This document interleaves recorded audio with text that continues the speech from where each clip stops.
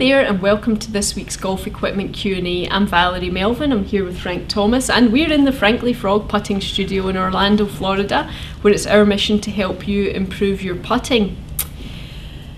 This week, we have a putting related question. I'm not sure we're allowed to talk about other putters in the studio while the frogs are listening. They may start croaking a little.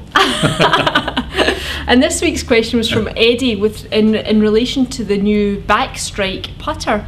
This putter's got three claim benefits, Frank. If you could go over each of them for Eddie and tell us, what the benefits really are, if there are any. Eddie, I think the concept of bringing out a new putter is something that we require in marketing. Every manufacturer who's specifically involved in putters feels that he has to come out with a new concept every year, because if it's not progress. I'm a little bit disturbed by that, because I feel that if you haven't found the right putter by now, having worked so hard at it, then shame on you.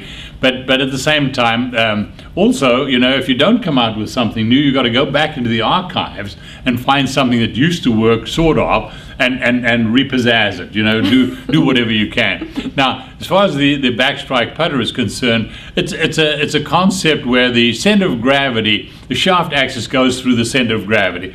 Now, even though the shaft is actually attached to the heel, or the back of the club, should I say, the axis actually goes through the center of gravity, and I've marked this one up just to show you.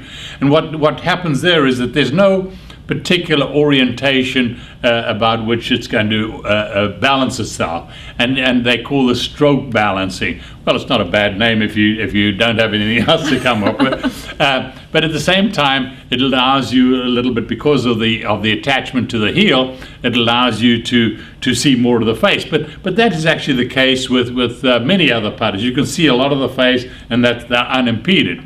On the other hand, these are balanced, the face balancing, as you can see, every time you just wants to orient itself in a particular position.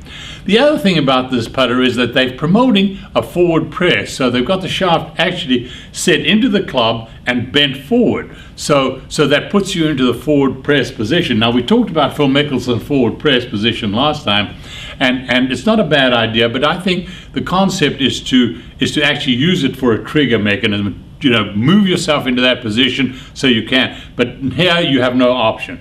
Puts you right directly into that forward press position. So if you want to forward press from there, you're going to be going very much further. So before you know it, you'll have your hands too far off it.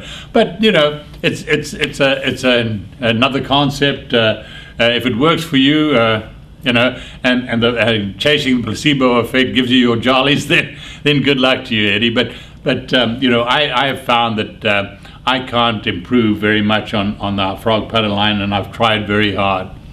You have tried hard, Frank. I have. Well, when you have a good thing, why change it? Right? That's true, and I think that works.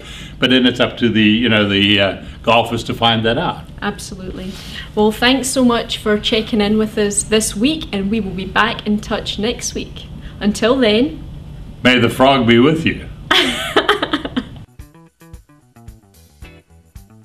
Ribbit, ribbit, ribbit.